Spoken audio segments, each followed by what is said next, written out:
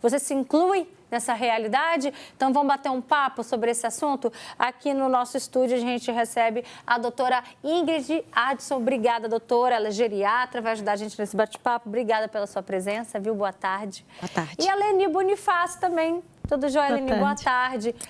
A Leni, a gente estava batendo um papo aqui nos bastidores. Essa questão da automedicação, você assume isso na sua vida? Eu assumo, porque às vezes a gente passa mal, está em casa sozinho, ou procura alguém, um socorro e não consegue. Igual outro dia, eu passei muito mal, meu coração acelerou, minha cabeça doeu e eu não sabia onde eu vou ter a chave para mim sair. E começou a doer muito e eu desesperada, olhava de um lado, olhava do outro. Eu falei, o quê? Vou tomar um remédio agora. Aí peguei uma codeína, né, com paracetamol, estava do meu lado. Eu falei, é esse mesmo que eu vou tomar. E tomei. Mas alguém já tinha te receitado esse remédio antes, em caso você viesse sentir esse mal-estar? Já. O médico sempre me receita, porque eu posso tomar poucas medicações, porque eu tenho alergia a quase todas as medicações. Nossa, isso aí que você tem que tomar cuidado mesmo, né? Literalmente. E olha só, doutora Ingrid, a Leni não está sozinha nessa história, não. A gente vai incluir agora no nosso bate-papo a Iracema. Ela também faz uso de medicamentos por conta própria. Iracema, boa tarde. Conta pra gente quais medicamentos, por exemplo. Boa tarde. Boa tarde a todos. Primeiro, assim, eu quero deixar claro que eu tenho um problema crônico de fibromialgia, né? Então, a dor é muito intensa. E eu fui me automedicando, porque nada passava, os remédios que a médica passava não resolvia, né? E certo dia eu cheguei no pronto-socorro, num posto de saúde, na praia, meu Deus, no Parque Moscoso, para levar minha mãe para fazer um exame. Quando eu cheguei lá, tinha uma senhora pegando um remédio.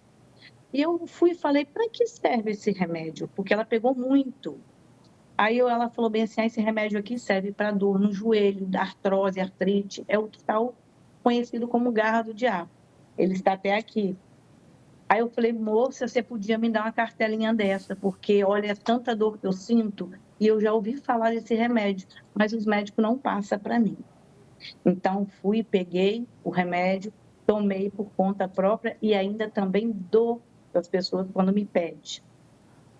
Outro remédio, muita dor, porque a fibromialgia ficou alojada no abdômen, e muita morfina, muito canabidiol, muitos remédios fortes.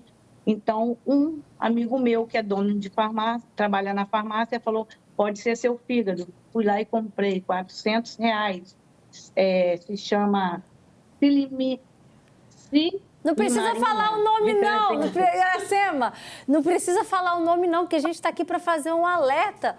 Os cuidados, os riscos que tem. Então, desculpa, eu fui lá e gastei um dinheirão para comprar e não era o fígado, não tenho problema de fígado, nada, entendeu? Então, eu auto me medico porque eu sinto, às vezes, sintomas e os médicos não prescrevem certos tipos de remédio. Então, eu vou lá e falo, é bom? Eu vou lá e compro. E aí você me contou, Iracema, por telefone, que você chegou a usar um adesivo e agora está te dando até um efeito colateral? Isso. Olha, o que acontece esse adesivo? Esse adesivo, o meu patrão usou numa cirurgia. E quando ele falou que ele usou esse adesivo, eu já queria saber o nome. Aí minha irmã até falou bem assim, não fala não, porque senão ela vai correr atrás e vai comprar. Não, se é bom para dor, eu vou querer. O que aconteceu? Eu sofri um acidente e capotei com o carro. Fraturei, quebrei 2 costelas. E com isso nada passava dor. Então, o que eu fiz? Eu fui até o meu médico, né? Não vou citar o nome, mas não foi ele que me atendeu. Simplesmente eu cheguei e falei para a moça que eu já tomava esse remédio e ela foi e me passou a receita e eu fui lá e comprei, eu mesmo falando que já tomava. Só que ela perguntou qual era a dosagem. Eu falei, é a máxima. E a dosagem máxima foi de 20 miligramas. Não pode falar o nome, né? Então, o que aconteceu comigo? coceira, vômito, alucinação, sonolência de dormir dirigindo.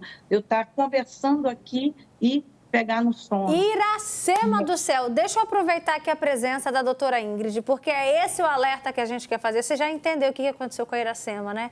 Doutora, quais são os riscos dessa automedicação? A gente está falando de 90% dos brasileiros. É alarmante isso. O risco de se automedicar é que cada pessoa é uma pessoa, né? Cada ser humano tem a sua individualidade. Então, assim, é muito comum esse comportamento, né, das pessoas de...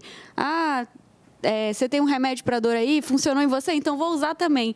Mas nem sempre vai funcionar, porque cada pessoa o organismo trabalha de um jeito diferente. E esses medicamentos, né, muitos medicamentos que inclusive são vendidos sem receita, eles têm efeitos adversos muito fortes. Então, como eu falei, cada pessoa, o organismo funciona de um jeito, né? Às vezes aquela pessoa tem um tipo de doença que é mais perigoso usar algum outro medicamento. Por exemplo, anti-inflamatório.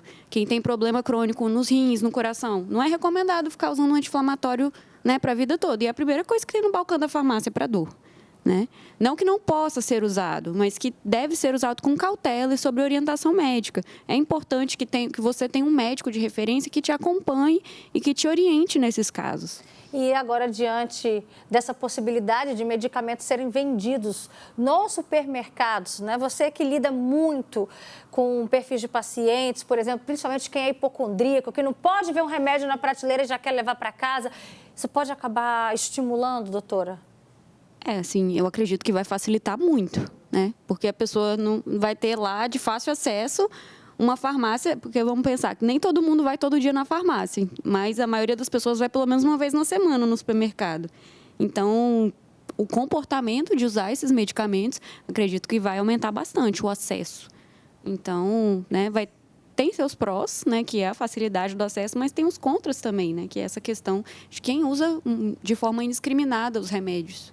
Né? Mesmo que, lembrando que, de acordo com o projeto de lei, teria que ter um farmacêutico ali no local. Mas, mesmo assim, né, se a gente tem a farmácia aberta 24 horas, todos os dias da semana, mesmo que há um plantão, um rodízio entre elas, às vezes ali no bairro, né, porque essa questão do supermercado acho que merece realmente uma atenção. Leni, você é daquelas que sente uma dor de cabeça, já toma logo um medicamento ou você espera um pouquinho para ver se passa? Olha, eu tomo logo, porque eu não suporto dor de cabeça. Então, se eu for no posto, né? Igual esses dias eu tenho ido no posto, não tem vaga, eu venho para casa e vou tomar um remédio que eu posso tomar. Porque também, até nos prontos atendimento, no pronto-socorro, eles também não podem passar remédio para mim, de qualquer maneira. Tem aqui já gente participando aqui nos nossos comentários, a Patrícia de Vila Velha.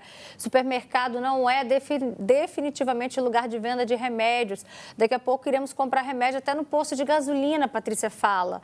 Na sorveteria, não concordo. Remédio não é biscoito, shampoo nem legumes. E escolhemos o que queremos e colocamos no carrinho. Boa tarde, eu tomo por conta própria porque eu não consigo marcar médico no posto de Jaburuna em Vila Velha. Eu tenho um problema sério de coluna e não consigo nem marcar o médico que vai fazer a minha cirurgia. Outro relato que chegou: Roberta, vixe, para minha sogra vai ser maravilhoso, porque a gente não pode falar nome de remédio perto dela que ela já quer comprar. Tem pessoas que têm esse comportamento, né? Aí começa até mesmo a abrir um diagnóstico para um possível quadro de pessoas hipocondríacas, doutora? Sim. Todo diagnóstico tem que ser feito com cuidado, né? Mas com certeza é um comportamento de uma pessoa, né, o que realmente pode significar uma hipocondria, né? Mas eu acho que também tem muita questão da dificuldade do acesso à saúde, né? A gente vive essa realidade, né, principalmente, né, às vezes igual, né, as pessoas têm falado na unidade de saúde. Eu acho que também isso leva as pessoas a se medicarem também, né? Essa dificuldade do acesso. Qual a alternativa, doutora? Está difícil para marcar um médico, conseguiu para daqui a 2, 3 meses e a dor na coluna está ali latejando. Qual é a alternativa? É desafiador, porque assim, ou, né, a gente tenta buscar uma orientação num pronto atendimento, só que assim, o pronto atendimento seria um local mais para a gente aliviar aquela dor aguda, né? Para a gente realmente ter um acompanhamento e resolver isso de fato, porque assim, existe uma dor. O que está causando essa dor? Qual é o problema que está por trás dessa dor? Será que é realmente físico? Será que é psicológico? Será que é uma mistura? Então, assim, o ideal é que a pessoa realmente tenha um médico para chamar de seu. Deixa eu voltar a falar com a Iracema, que ela estava relatando para a gente, né? Abrindo mesmo essa realidade que ela acaba comprando mais medicamentos sem precisar, se automedicando. Você tem consciência disso, Iracema? E também das consequências disso? Olha, Roberta, o que eu tento é igual a outra pessoa que estava falando aí, que ela não aguenta a dor e já toma logo o remédio. O que eu mais tento é suportar a dor, porque os médicos falaram que eu tenho que acostumar, conviver com essa dor, né? Porque a dor, você olha assim para mim, às vezes você acha que eu não tenho nada, mas é uma dor que é crônica, ela é muito forte. O que acontece? Eu tenho facilidade, vou ser sincera, eu tenho facilidade para tomar qualquer tipo de remédio, se falar que é bom. Só que com isso, eu tenho restrições às vezes, porque eu vou num hospital, um tramal na veia não funciona para mim mais. Uma morfina não faz mais efeito para mim. Deixa eu até tirar essa dúvida aqui com a doutora. Mais uma consequência da automedicação. Você pode acabar, então, gerando uma certa resistência àquele medicamento, doutora? Sim, é como se fosse um efeito de tolerância que a gente gera. Então, alguns medicamentos, principalmente esses mais fortes, né, de dor, os opioides, quando a gente fala de dor, tudo vai numa escala, né? A analgesia mais fraca ali, que é o paracetamol, o dipirona, aí vai o tramadol e vai a morfina. Então, assim, quanto mais você usa, mais você fica acostumado com o efeito daquele remédio. E aí, você vai precisando usar doses maiores para ter o mesmo efeito. Isso acontece. Fica aí um alerta, então, tá, gente? Obrigada, doutora Ingrid, pela sua presença. Leni, obrigada também. Muita atenção e muito cuidado, viu? Na hora de se automedicar. E um beijo também para a Iracema, que contribuiu com a gente com esse assunto.